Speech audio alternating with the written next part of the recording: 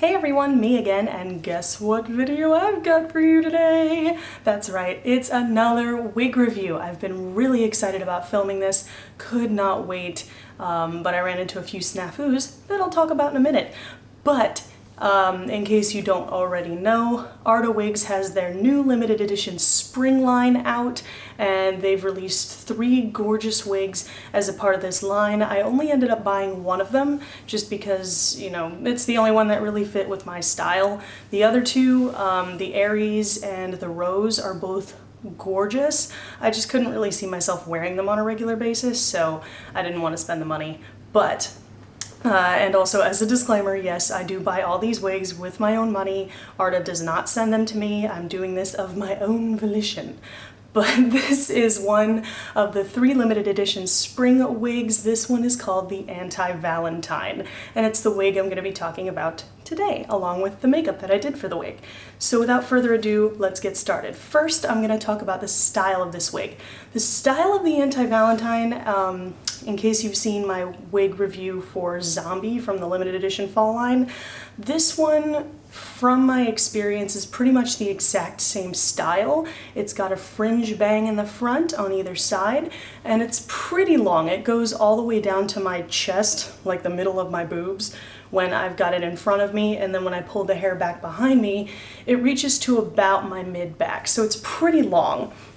As wigs I usually wear go. It does come stick straight, which I think is almost better, because usually when I get curly wigs from Arda, the first couple of wears are great, and then they just get really frizzy and tangled and that kind of thing, which can be a little bit messy, especially for someone like me who doesn't really do hair all that much. So like once something gets frizzy or tangled, I don't really know what to do with it. Luckily though, Arda does have video tutorials on YouTube for how to detangle wigs. I'm just not especially good at styling hair, so I'm not very good at like recurling curly wigs. I don't know. Anyway, so the style is very flattering on most face shapes. You do have to do a little bit of work when you first put the wig on to make sure it's kind of angled appropriately so it doesn't make your face look too big or too wide, because fringe bangs like this can do that if they're not in the right place. Now let's talk color. This wig, I've got the listing pulled up right here on my phone. Let's take a look. This wig has black on the top, crimson on the second layer, maroon in the middle, and then apple red on the bottom. Now, what I love about the color choices in this wig are, I mean, it's black and red, so because it's called the Anti-Valentine, it makes so much sense to make the colors like this. It's very dark and very mysterious and very, you know, sexy, I guess, but it still has that little pop of color, so it doesn't completely wash you out. It still gives a little bit of dimension to your overall look. And one thing I like about this, and this is something that Arda does that I found that a lot of other wig companies don't do, it's the devil's in the details. Like, think about it.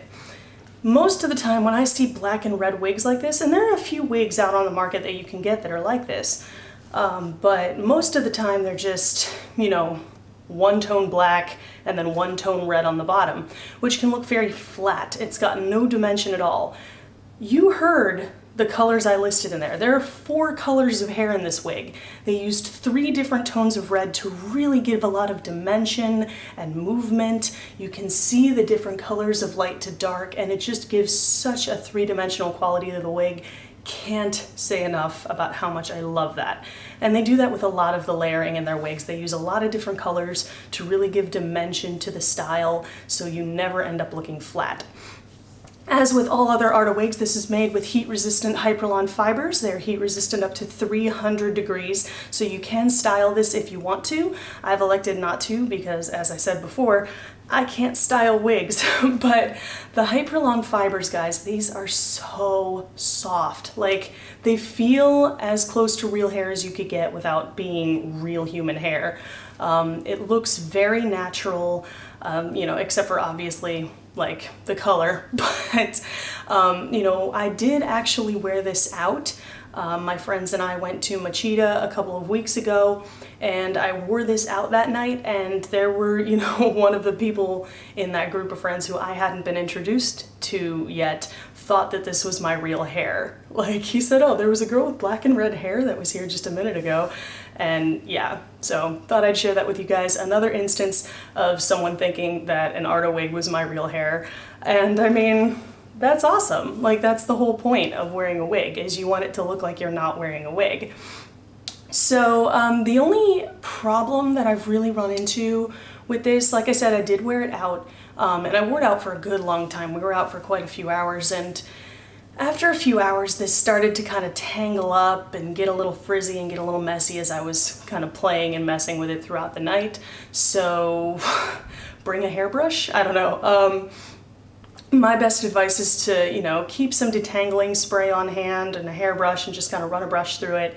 The other thing I experienced with this wig that I didn't really experience with a lot of other Arda wigs is when I first got this one and tried it on, it shed a lot. Well, a lot in comparison to the other wigs I'd tried on.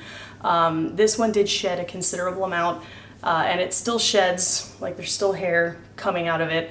It's nothing panic-inducing, like it's nothing to freak out about. It's just the tiniest little bits of hair, just a strand or two every couple of minutes. But another way to combat that is to just kind of run a brush through it. My ferrets are knocking at the door because they want outside, but I put them away to film because they were knocking on the door to our bedroom, and Justin has a night shift tonight, so yeah, don't want to wake him up. That's also why my voice is a little bit lower than it usually is. So let's talk about the makeup. Now, that's part of the reason why it took me so long to film this video. You would think that this would be an easy wig to style when it comes to makeup, but it's actually really challenging because if you want to use the colors in the wig, red eyeshadow can be very difficult to work with.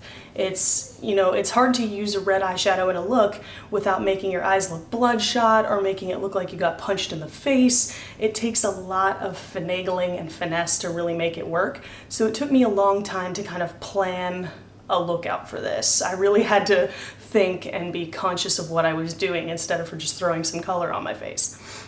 Now I'm going to show you the eye. I went for a really blown out, kind of gothy, smoky eye look, using the colors from the palette, or from the palette of the wig, so to speak. Most of what I used for this look is the Lorac Pro palette. I absolutely love this palette. You guys remember me raving about it when it first came out quite a while ago. I still love it. I've been coming back to it over and over and over again lately. I mostly used Garnet, this shade down here, as the main red in this look, and then I used the black in this palette as well. Some crease colors, and I love the way it turned out. I have the teeniest, tiniest, babiest wing on the face of the planet because I didn't want to do too much with the eyeliner to make my eyes look really small because they're already pretty closed. The lip, I could totally see this working with black lipstick. Really, guys? Ferrets, guys, I'll tell you. They just always want to be out and about. They want to be in every single room in the house. But I could totally see this working with black lipstick. I just didn't have a good black to use. So I just kind of went with a nude lip because there were no reds in my collection that matched all of these tones of red. But I found that a nude lip or black lipstick, if you really want to be intense and extreme, can work perfectly fine. So, bottom line, what's my opinion on this wig? I absolutely adore it. It's become one of my favorite wigs in my collection. And I find myself going to it a lot when I want to have hair just because it fits my style so well, and I have a lot of black clothes, so it can go with everything I'm wearing, and it looks very natural and very, I guess, trendy and chic. Like, I feel awesome when I wear this wig. It and the zombie are my two big time favorites right now. So, without further ado, now it's your turn, YouTube. Have you gotten this yet? What do you think of it? Have you worn it out places? Do people think it's your real hair? What's your favorite Arda wig? Leave the comments in the boxes below. If you want to buy this wig, it is still available on Arda's website, ardawigs.com, and it's $35, which is pretty cheap. So, thanks guys so much for watching. Don't forget to hit that subscribe button if you haven't already, and I'll see you in a few days. Bye!